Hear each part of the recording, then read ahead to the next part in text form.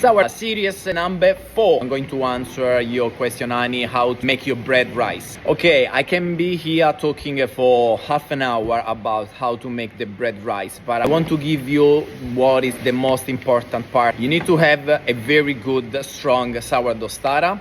First of all, make sure your sourdough starter double in volume, if not triple in volume. Gluten development. I can't stress enough when I do my workshop how you need to handle the bread and making the proper stretch and fold. You can stretch and fold as much as you can, but if you don't do it properly, it won't create the structure, the gluten net that you want to build for having a great oven spring. One of the most important also aspect of making the bread rise is to get the proper fermentation time, so the amount of time that the bread will ferment.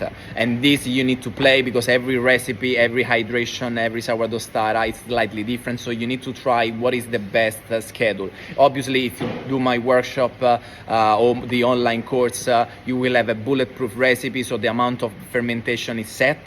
But if you try yourself with your flour, with your recipe, obviously you will need to try. By the way, you can download the recipe that I use in my workshop or from my website and just trying. But also the baking is very important. So once you get a very good Dutch oven that conduct the heat very well, because sourdough due to the acidity requires a lot of heat, and having a cast iron pot that conduct the heat is one of the main parts. Personally I use the sourdough Brisbane pan, which is one of the best cast iron Dutch oven that you can use. And if you want to get the same, let me know, because I can send you a 10% discount on that.